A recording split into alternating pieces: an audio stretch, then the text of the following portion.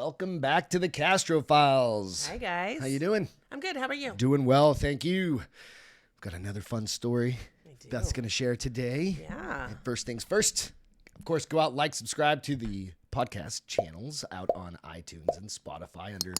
So out on the audio ones are going to be out under The Bar is Open with Beth and Greg. But out on YouTube, of course, just hit the like and subscribe button if you don't mind. We'd appreciate it. We'll do that. And then... Also, on Instagram, we do share the pictures after the show so that if we reference any pictures but you're listening, you can go and find those pictures. Drop those out there. On the IG. The IG. The IG. And, of course, go out, hit the links in our Instagram bio. You can check it out, or in the comments, in the notes, the show notes, where you can go and check out all of the swag, the shirts, and the That's some cute cups stuff. and all the stuff, the Need coffee to put an mug order and in. all I that. want a couple things now. Yeah, there's some new stuff out there, too, so go check it out. All right, cool. Let's get on with your story. All right. What you got Well, today? from now on, I'm taking off my glasses because I actually see better without them while I'm reading. So, Rather than reading over your glasses? Right. Nice. So I am reading from a book called The Ghost Stories, Terrifying Accounts of Haunted Houses, Paranormal, and various other things by, oh my gosh, where'd he go? By, come on, man, Jack Crow. Jack Crow. Jack All Crow. right, let's go. So the story I'm reading is called The House on the Hill. Okay. Okay. So Christina fell down upon her feet as she felt the weight of dread pulling her down to the golden brown earth beneath her feet. She struggled to maintain her position, moving to stand as she looked onto the little hill above that held the farmstead where she had lived. It looked normal. For all intent and purposes to Christina, nothing looked terribly out of place that she didn't expect to not be there. A slow-moving breeze blew down from below, almost as if beckoning her to continue on forward. The only sound in the distance was coming from a small, rusted windmill in the backyard. The dark, worn, pitted wood of the farmhouse stood as a stark contrast against the evening skyline as the sun settled down beneath the tree line to once more turn day to night and complete its cycle. But for Christina, everything felt different. It felt so wrong. She couldn't quite place what it was that was out of place in the scene until she moved to stand and she realized what it was. Everything was so silent. Excuse me. No sound of work was to be found. Her parents often made sure that there were signs of life on the farmstead. Cows, chickens, her siblings who took time off to procrastinate managed to be loud enough that the farm hill felt like home whenever she approached. But now it was deadly silent. No clucks of hens, no moos of cows, no laughter, no yelling, no human voices echoed in the air. And to Christina, that alone sent her shoulders alight in goosebumps. She quickly took her hand and felt down the wrinkled mess of her skirt, brushing aside grass and hay and wheat from herself as she debated whether or not to approach or to run. It felt as if she was in some sort of dream, a nightmare that she couldn't wake up from. The overpowered emotion within her compelled her forward, either from her own morbid curiosity or from familial duties. She couldn't decide which one. So she walked slowly still, the crunch of dry grass the only sound of her approach. The lights within the home were darkened. The house, so dark in color, often kept warmth inside with lights and candles to give a welcoming glow, were now snuffed out, feeling now like some wooden tomb. The door was slightly ajar, open now that once felt so welcoming to approach now screamed of danger. But Christina continued to move on. Pressing her hand in the doorframe, she pushed inward. The hinges protested out, warning her what was to come, or whoever was inside that someone was approaching. Inside, to Christina, it felt as if to be a mix of both the familiar and the unfamiliar. She recognized everything inside, the hallway, the doorways, even the stairs that led to the second floor, but it felt different now, as if she shouldn't be there. But she kept going. She needed to know what happened with her family. Hello? She spoke out, and her throat parched from worry, but the lilt of her voice echoed off the dark walls to carry throughout the house. Silence still. Then, tentatively, she stepped inside, one shoed foot touching down with a click upon the hardwood flooring as her heel landed on the carpeting. Still nothing. Slowly, she made her way towards the kitchen, looking to see if there was anyone inside it, expecting to find her brothers, face deep in a bowl of oats, or her mother keeping herself busy with a local church bakery, or anyone to give the home semblance of normalcy once more. Instead, she found nothing. Empty bowls on the table, the oven cooled but open. Everything clean and immaculate. The foreboding sense Christina felt only continued to overcome her as the darkening skies outside of the home continued to encircle her world and bathe the room in a dying light. Turning, she slowly left the kitchen as she found it and made her way towards the dining room adjacent to it, a place where to her was time for family to be together, a place to talk and share and relax after the daily chores had been done. Nothing. No chairs in sight of the large oaken table, and its smooth polished surface was clear of anything that might have been hinted to have been used, save for one object on top, a newspaper with the paper itself opened and turned as if having recently been used. Slowly, Christina walked towards the paper, looking down to see what it was that was last read on it. Perhaps her father had been reading, catching up on daily struggles of the world, and decided to leave it was there for whatever reason. Though, when she leaned over and saw that the only thing that was open was the obituary page, signaling the death of local townspeople either through age or tragedy. The sense of dread only continued to tug at Christina's mind, numbing her other senses as she fought to think of a reason why her father, or anyone else for that matter, would be reading about the local deaths. They had no sick or dying family members, and as far as she knew, everyone in her world was healthy. While deep in thought, a sound echoed from the living room, causing Christina to yelp out in surprise as she quickly stood back. Her senses now lit in an electrical fire that opened her up to the world. Where she once fought against her better judgment, her regret now touched out to all sights, smells, and experiences around her. That didn't stop her from trembling, however, as she slowly walked over towards the doorway that led to the family's sitting room. The sun now having delved down below the horizon as the lines of the shining moon crisscrossed over the carpeted floor, only hinting now at what awaited Christina inside. The mystery continued to deepen. Where was her family? She didn't get the answers she wanted within the living room either as she entered in.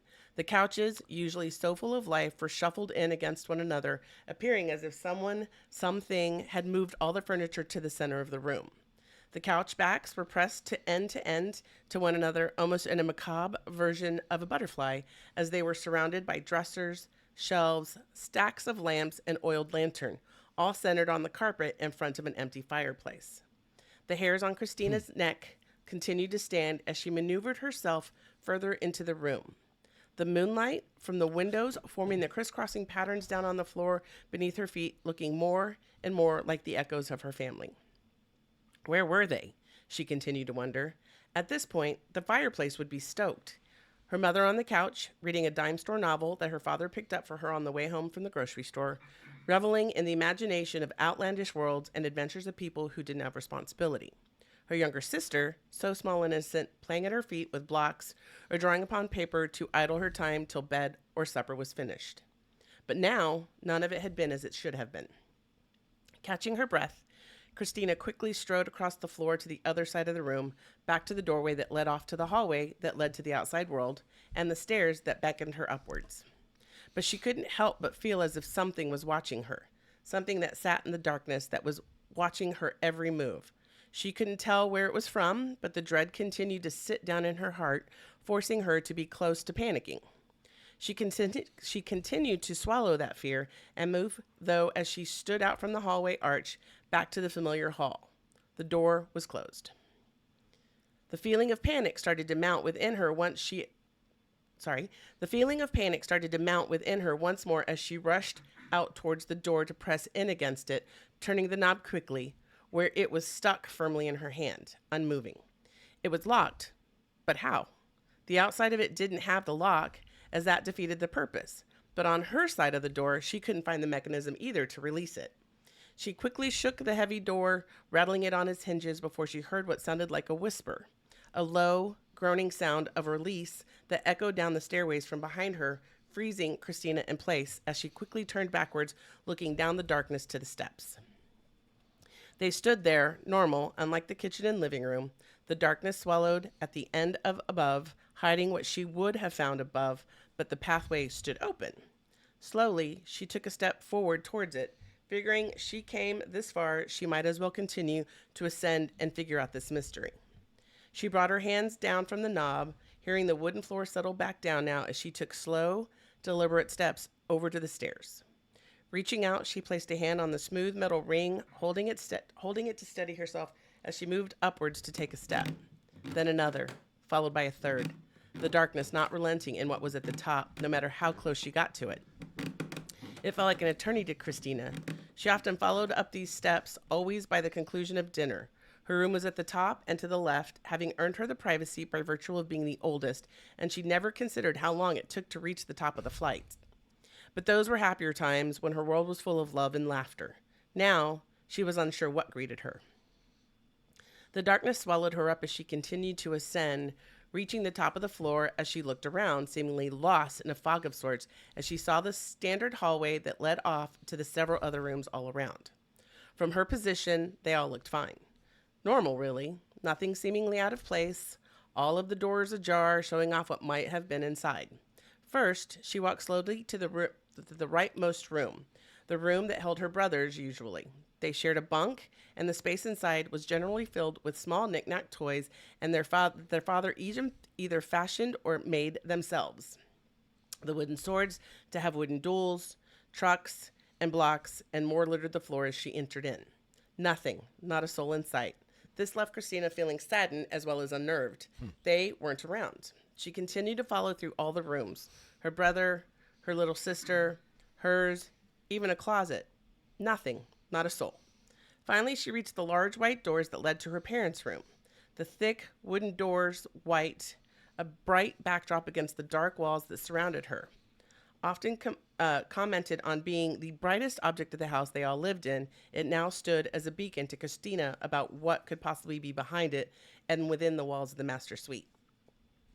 Swallowing a lump in her throat, Christina reached out and turned the handle and turned the knob with a small groan of unoiled metal and entered in.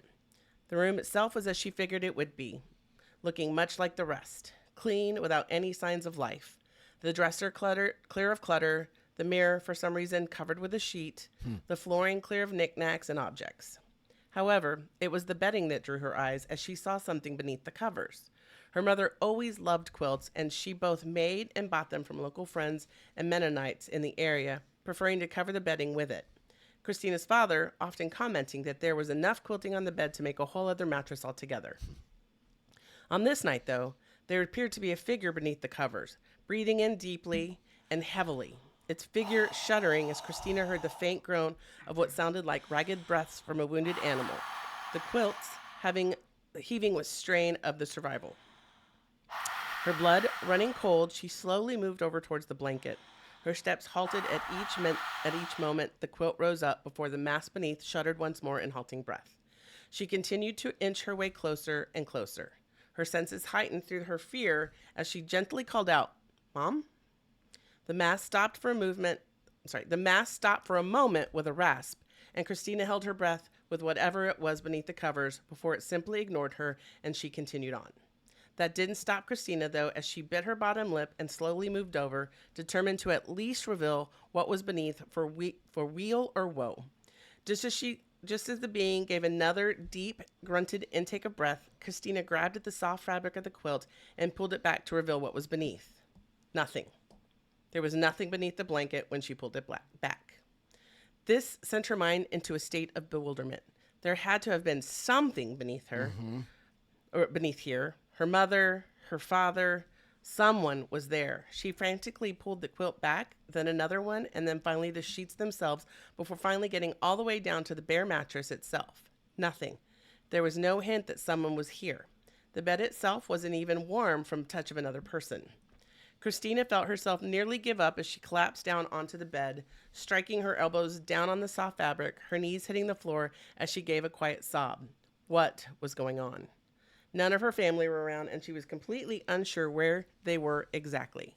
This nightmare seemingly didn't end for her. All she wanted to do was wake up. She wanted to wake up, go about her day, go to school, come home, feed the chickens, do her homework, plan with her father for the harvest season, scold her younger siblings for not working as hard as they should, eat dinner, go to bed. She wanted her boring life back. She wanted the comfort of her family. But now all she saw was darkness all around her. Though as her despair reached its apex, she looked up towards the window once more to look outside. Standing out in the darkness of the world outside, she saw the family barn, where the animals tended to go to at night out of the field to rest in their stalls.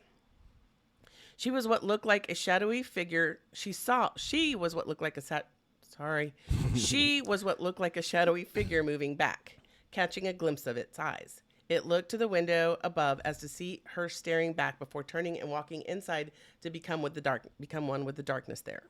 Quickly, Christina moved to stand. Friend or foe, she didn't care anymore.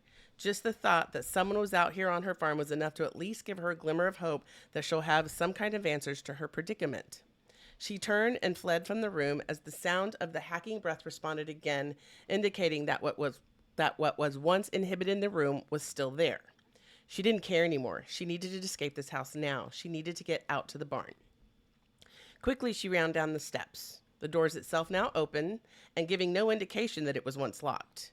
She bypassed this, forgetting what had happened before as she exited out to a fog that came up the hill slowly. The world outside of the hill seemingly disappeared from her view, now giving the impression that this hill, this farm, and she were the only things left in existence. Turning, she ran towards the barn, her feet sinking to the soft, muddy ground beneath her as she felt her lungs burn as if she forgot how to breathe. Her desperation clung to her closely to what she hoped were answers. Standing outside the barn now, she looked inside and slowly stepped in to enter, catching her breath. No one here either. Not another soul. Not even the animals in their stalls were here to greet her. Yeah. All on the tools of the walls, all of the equipment her father had used stashed away. Slowly, Christina sank down to her knees, the combination of dread, despair, and fear finally having won out for her as she looked down towards the ground beneath her knees, feeling now that she was being watched, she was being judged, and she couldn't escape. She felt what she was in a dream she couldn't escape from, and she had no idea how she came to be. Her last thoughts lingering to the moments before she woke on the perimeter of her house, the sounds of a car crash and the sounds of breaking bones. She couldn't tell now which was dream and which wasn't anymore. Really gave me goosebumps. She's dead.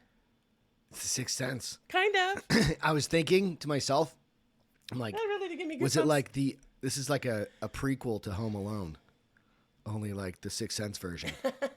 Well, I kind of was starting to think like, it's like the upside down. Yes. It's not bright and sunny. Right. Like the it's the regular exact opposite it's of what the you normally. darkened...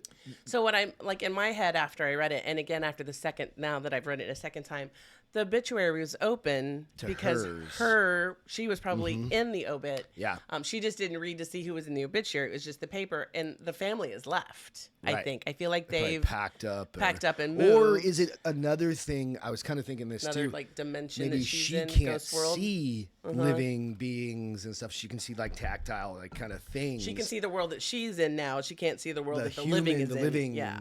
That's. I mean, that one's kind of a cool thought too. That was interesting. So yeah. That was cool. Yeah. So I was thinking, it's like, how long does it take what's ghost time, right? Like, is it just forever is forever, right? But how long does it really take to like walk down a hall or walk up a flight of stairs if you're a ghost? Well, and then I've never thought about what that. I was trying to figure out is why did she feel like she was being watched? Like and then being judged. Maybe because it's kind of like you said, where there were two, the living side and the crosses and she's over. a ghost, and maybe people from her family are seeing her as a ghost every once in a while, and that's why she's feeling something, watched and every now judged. and then. But I didn't get was the bed and the thing in the bed that was maybe struggling to breathe. Was that maybe her? Maybe before she was died, dying. or because maybe she was in a car accident. Maybe they put her in bed and she found that's where she passed. I mean, hopefully ghost, I suppose. They would have put her in the hospital, but I don't know. What's up, Pete? I was just gonna say, have you seen the movie The Others with Nicole Kidman? Yes. Exact same idea. Same thing.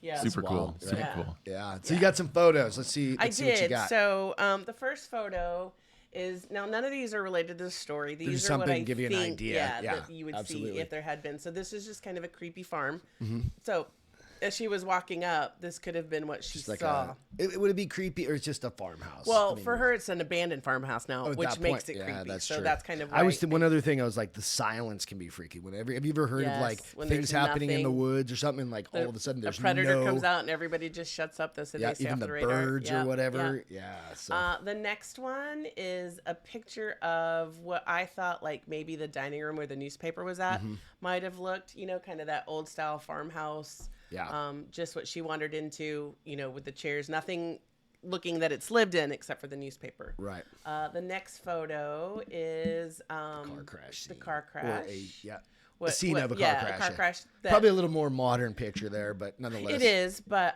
it's from a news article I found where people did pass away. So I thought this is probably what a car would look like if you got into if you lost your life due to a car accident. Yeah. The next picture is same one.